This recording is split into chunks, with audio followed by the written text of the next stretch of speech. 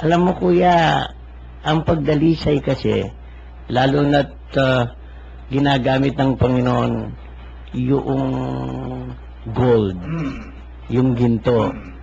Sabi niya, idadarang yan sa apoy. Ang ibig sabihin, dadaan ka sa kahirapan.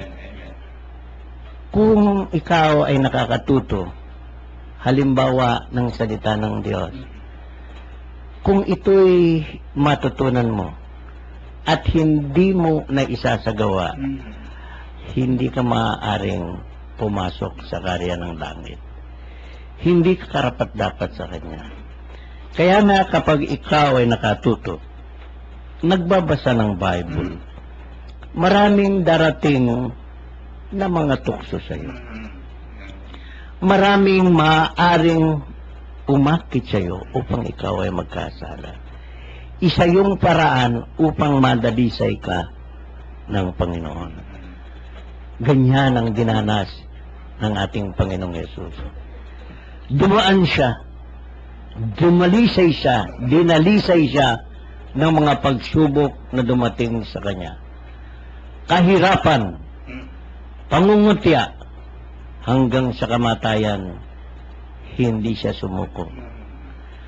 Karamihan, Kuya Men, sa pangyayaring ito, maraming nabibitag sa pangyayaring yon. Maraming bumibitaw. Maraming hindi na isa sa katuparan ang natututunan nila sa banal na kasulatan.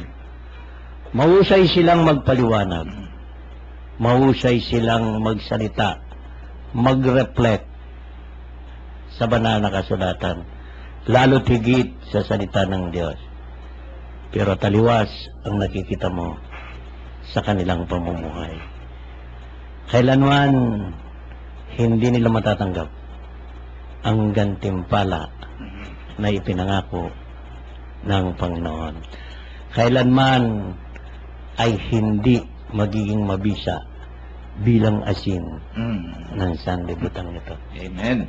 Napakaganda ho itong mensaheng pinapabuto sa atin ng ating Panginoon dito sa banal na aklat natin na sanhi ng pagkakasala. So, kagaya ng paliwanag niyo, Kuya Bert, talagang ang tagasunod ng Panginoon ay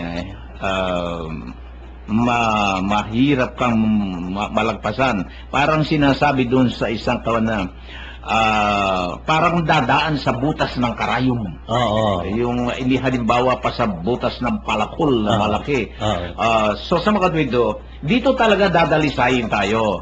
Yung pagsunod sa Panginoon hindi nangangahulugan ng masayang buhay Wala. Hindi ho ba? Walang karangyaan Hindi, yan. walang karangyaan yan Talagang dadaan tayo at dadaan sa mga kahirapan Pero gaya ng sinabi niyo, matapos mong mapagtagumpayan itong kahirapan, itong mga problema dumarating sa ating buhay, yung talagang ikaw ay yung sarili, kahit na dumating na mga mabibigat na mga problema sa iyo, nalalagpasan mo dahil sa iyong pananalig at pananampalataya sa Diyos. Ibig sabihin na dadalisay ka na rito.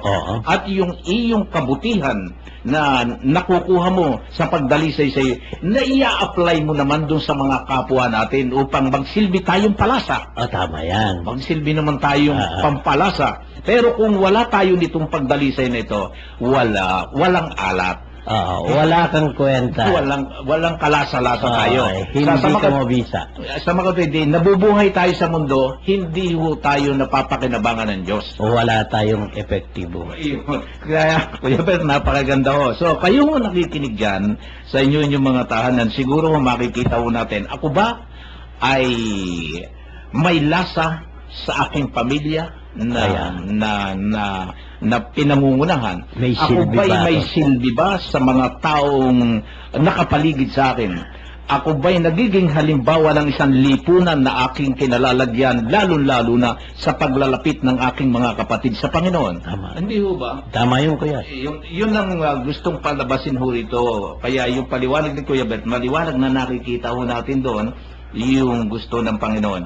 So, sana hindi tayo maging sanhi ng pagkakasala. Dapat. Opo. Tutuloy na ho tayo rito sa chapter 10, Kuya Bert. Ito hong chapter 10 ng Marcos ay aabot ho ito, kasing etong Marcos ho kasi umaabot na hanggang chapter, hanggang sa chapter 16, pero nasa chapter 10 na ho tayo. Ang turo ni Jesus tungkol sa paghihiwalay. Tingnan po natin ito.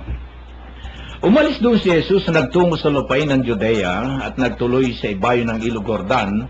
Muli siyang pinagkalipumpungan ng mga tao tulad ng dati nagturo sa kanila. May mga Pariseyong lumapit kay Jesus. Ibig nilang masilo siya, kaya't kanilang tinanong, na ayon ba sa kautusan na hiwalayan ng lalaki ang kanyang asawa? Tugon niya, ano ang utos sa inyo ng Moises? Tumugon naman sila, ipinahintulit ng Moises na hiwalayan ng lalaki ang kanyang asawa matapos bigyan ng kasulatan ng paghihiwalay. Ngunit sinabi ni Jesus, dahil sa katigasan ng inyong ulo, kaya niya nilagda ang utos nito. Subalit, sa pasimula pa, nang likhay ng Diyos ang sanlibutan, nilalang niya silang lalaki at babae. Dahil dito iiwan ng lalaki ang kanyang ama at ina, at magsasama sila ng kanyang asawa at sila'y magiging isa. Kaya hindi na sila dalawa kundi isa. Ang pinagsama ng Diyos ay huwag paghiwalay ng tao. Pagdating sa bahay, ang mga alagad naman ang nagtanong kay Jesus tungkol sa bagay nito. Sinabi niya sa kanila, ang sino mang lalaking humiwalay sa kanyang asawa at mag-asawa sa iba ay gumagawa ng masama sa kanyang asawa, siya ay nangangalunya, at ang babaeng humiwalay sa kanyang asawa at mag-asawa sa iba ay nangangalunya rin. Ito ho yung tungkol naman ho sa turo ni Jesus sa paghihiwalay. Ito ho taliwas ho ito, Kuya Bert, sa mga batas na pinaiiral ng mundo. Lalo-lalo na, alam mo ninyo na natungayan ko sa isang Times Magazine, ang ibang bansa, lalo na ang Amerika, ay nangunguna sa pagbibigay ng karapatan na magkaroon ng diborsyo, ng paghihiwalay. Dito naman ho sa atin, ito ho maigpit na hindi pinatutupad sa atin itong paghiwalay sapagkat tayo bilang bansang Kristiyano ay nabanggado tayo at nakuha tayo sa mga banal na aklat bilang Kristiyano Kaya tungkol ho dito sa paghiwalay na ito, nung unang-una, bakit ho ba ito sinabi? Nung unang-una, bakit ho ba nagganito itong mga taong sumusunod sa kanya na gustong masilong ating Panginoon tungkol sa paghihiwalay na nung panahon yun nagaganap na rin? Paano ito, Kuya Bert? Alam mo, Kuya, kung minsan kasi, ang isang tao, kahit noon at ngayon, mayroong mga pangyayari kapag may maitim na balak, sinisilo niya yung kapwa niya. Gumagawa siya ng paraan. Kumbaga sa upang masilo, naglulubid-lubid siya ng mga iba't ibang mga salita, lalo't yung mga kaugalian ng mga Pilipino. Nangyayari ito sa atin. Ito namang ginamit ng mga Pariseyong ito, nakalagay sa kasulatan. Nasa kasulatan ito, sinabi ito ni Moises sa Lumang Tipan. Kaya nga, ito'y pinangalandakan sa ating Panginoon. At ang sabi nga nila, nilagda sa kanila ni Moises na kung magkasala ang kanilang asawa, ay magbigay lamang sila ng lagda at pwede nang hiwalayin ng lalaki ang kanyang asawa o ang babae ang kanyang asawa. Subalit, dito sa pangyayaring ito, Kuya, diniin ng Panginoon sa katigasan lamang ng ulo ninyo Maraming matitigas ang ulo, Kuya. Ngayon, kahit ngayon, no? Kung titingnan mo, Kuya, bakit ba matitigas ang ulo ng mga taong ito? Matatalino sila Higit silang matalino sa Diyos. Kaya pinapangyari nila ang kanilang gusto. Meron dito sa Pilipinas din Matigas din ang isang ulo niya Isang kongresista na babae na napakatigas ang ulo.